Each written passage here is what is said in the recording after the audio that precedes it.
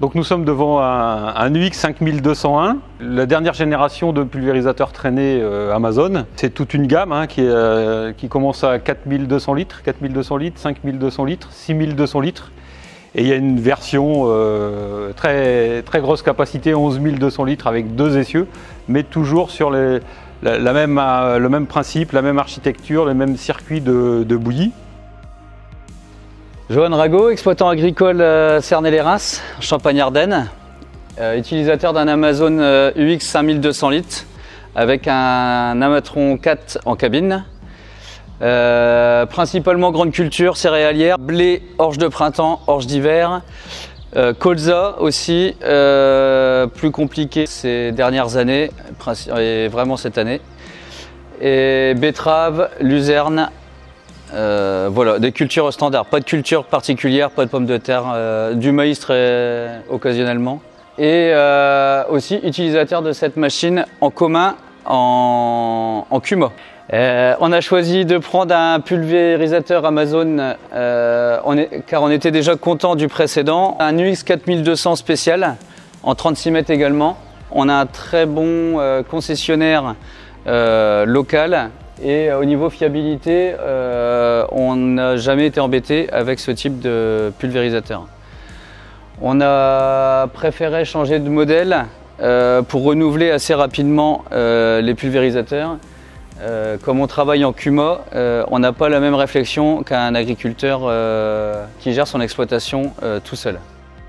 Donc c'est la dernière génération de pulvé Amazon. Il est ici en fait dans une définition qui est assez proche, je dirais, d'un peu du standard pour le marché français. Une machine qui est en 36 mètres, qui a un système de suivi de terrain qui s'appelle Distance Control Plus avec 4 capteurs et qui est équipé d'une coupure de tronçon automatique. Sur une machine comme celle-ci en 36 mètres, on a en standard 9 tronçons, mais on peut monter à 13 tronçons ou à de la coupure buse par buse à commande électrique. Il est équipé de ce qu'Amazon appelle un pack confort, c'est-à-dire un certain nombre d'automatismes qui vont dans le sens de la facilité d'utilisation et de la sécurité pour l'utilisateur, avec en particulier sur le tableau de commande un petit twin terminal qui va permettre de gérer l'aspiration et une grosse vanne ici qui est une vanne de refoulement, et on se retrouve avec un tableau qui est assez dépouillé, on pourrait dire, assez simple, donc assez simple d'utilisation. Ce pulvérisateur-là peut être amené à être conduit par 2 ou 3 autres exploitants agricoles. C'est pour ça qu'on a choisi aussi la simplicité pour que tout le monde s'y retrouve très facilement. Quelqu'un qui prend le pulvé occasionnellement retrouve ses repères très facilement, tout est très bien indiqué. La vanne de sélection est très intuitive. Il n'y a pas possibilité de se tromper. Et ce pack confort va apporter toute une série d'avantages. Un arrêt de remplissage automatique quand on est en aspiration. Une gestion de l'agitation qu'on va pouvoir programmer depuis la cabine et faire varier depuis la cabine, avec une gestion en fonction du niveau en cuve. On définit un niveau d'agitation et quand le niveau baisse dans la cuve, l'agitation diminue pour éviter de recréer de la mousse et se coupe au fond de cuve. Et bien sûr, ce pack confort apporte tous les automatismes de dilution et de rinçage pilotés depuis la cabine.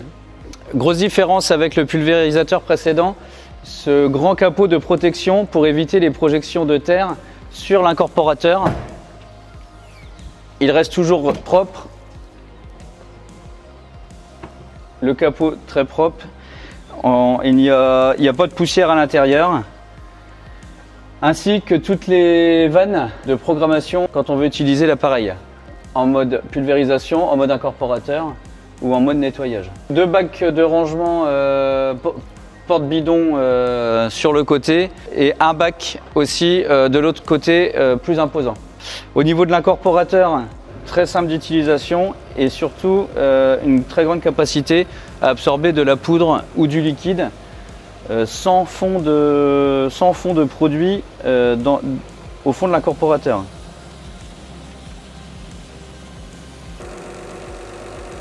un pistolet de nettoyage ainsi que la buse de nettoyage aussi pour les bidons. Un support pour poser les bidons pour faciliter l'égouttement. Pour se laver les mains, le support porte-savon, le robinet avec le réservoir qui se trouve ici. La cuve de rinçage se remplit ici sur le côté. Cette machine, par rapport à une définition un peu standard, elle a une petite particularité qui est sur celle-ci un entraînement hydraulique des pompes. On a sur cette machine une double pompe en fait, une pompe qui est plutôt dédiée à la pulvérisation, une pompe qui est dédiée à l'agitation. Comme ça, on peut gérer les deux systèmes sans introduire des contraintes dans la régulation au niveau pulvérisation quand l'agitation varie. Et ces deux pompes sont couplées au moment du remplissage qu'on a besoin de vitesse de remplissage. Ici, l'entraînement hydraulique en fait apporte de la régularité dans l'utilisation de la pompe. On n'est pas lié au régime tracteur et si on a un tracteur avec une hydraulique assez puissante, ça permet de découpler justement régime moteur, régime de pompe, de limiter d'éventuels sur-régimes. Donc tout ça va dans le sens d'une stabilité au niveau de l'utilisation. On a donc une rampe Amazon ici 36 mètres en 4 bras par côté. Quelques spécificités Amazon, c'est une rampe acier avec des extrémités alu. Donc c'est une construction complètement Amazon à partir d'acier plié qui fait une rampe à la fois rigide, on exploite la rigidité de l'acier, mais aussi légère grâce à cette conception de tôle d'acier plié pour donner de la rigidité. C'est aussi une rampe qui au niveau des articulations a des axes qu'on appelle coniques, excentriques, qui permettent d'éviter de prendre du jeu. Et ce qui fait que, point de vue intéressant pour l'utilisateur, il n'y a aucun graisseur sur la rampe, donc c'est beaucoup plus facile forcément pour l'entretien. Donc les UX, qu'ils soient dans les deux modèles, puisqu'on a un modèle spécial, un modèle super, ils sont sur le même gabarit. Les 4200, 5200 litres comme celui-ci sont des machines où Amazon cherche toujours la compacité en fait. On a 4,50 m entre l'anneau d'attelage et l'axe de l'essieu à l'arrière, ce qui fait que c'est une machine qui suit relativement facilement. Donc on n'a pas forcément besoin d'un essieu suiveur. Après, tout dépend aussi du type de culture que l'on pratique. Au niveau de la conception, un des savoir-faire Amazon, c'est de la fabrication mécanique. Et donc on a une machine qui est très légère à la base et qui bénéficie en fait de ce qu'on appelle une suspension d'office au transport de la rampe. On a un découplage au niveau de la position transport au niveau des axes inférieurs du cadre de rampe, ce qui fait que les à-coups subis lors des déplacements sur les chemins et sur la route ne sont pas directement transmis à la rampe et donc ça préserve la rampe et ça assure une meilleure longévité. Et cette machine est aussi dans une définition assez standard où on a un essieu qui est un essieu rigide en fait et on a même des matériels comme ça puisqu'on est constructeur allemand qui roule jusqu'à 50 km/h en Allemagne avec sans essieu suspendu parce que la conception du châssis fait qu'il y a une certaine élasticité, la cuve n'est pas bridée sur le châssis et la rampe est autonome en termes de suspension. Donc on est ici en cabine où on retrouve la gestion du pulvérisateur UX sur le boîtier qui est un petit peu le standard Amazon, qui est le terminal Amatron 4. Ici il est équipé en option de ce qu'on appelle l'Amaclick, c'est-à-dire pour retrouver manuellement les tronçons, en particulier si quelqu'un veut faire du désherbage, de rattrapage, on peut facilement mettre en route ou couper l'un ou l'autre des tronçons. Le boîtier Amatron 4, il affiche la machine, donc c'est un terminal isobus, la machine en isobus. Il est d'ailleurs branché ici sur le circuit directement isobus du tracteur, ce qui évite de repasser des câbles d'alimentation supplémentaires et la machine est branchée sur la prise isobus du tracteur. On a une interface donc machine ici et une partie GPS pour tout ce qui est coupure de tronçon ou modulation. Ici on n'a pas de signal GPS puisqu'on est dans le hangar. On passe donc physiquement avec des touches physiques d'un écran à l'autre ou de manière tactile, puisque l'écran est aussi tactile, donc soit en glissant le doigt comme ça, soit en allant appuyer sur les touches ici en haut. Dans la partie Isobus, l'utilisateur ici a fait le choix d'utiliser le joystick Isobus de son tracteur. Donc on voit là par exemple au démarrage que il y a des affectations de touches de la pulvérisation, mise en marche, arrêt, mise en route des pompes, entraînement hydraulique, mémorisation de la hauteur de travail, les fonctions de dépliage et de repliage qui vont se mettre sur le joystick. Donc ce qui évite d'avoir un deuxième joystick en cabine, voilà, ce qui peut être le cas par ailleurs. Dans l'écran GPS, vous voyez qu'il y a un menu qui apparaît et disparaît en fonction de la position de la main. L'idée étant de maximiser l'affichage. Une fois qu'on est dans la parcelle, on a en bas un petit rappel des principales fonctions de la machine pour éviter d'avoir à toujours défiler les écrans.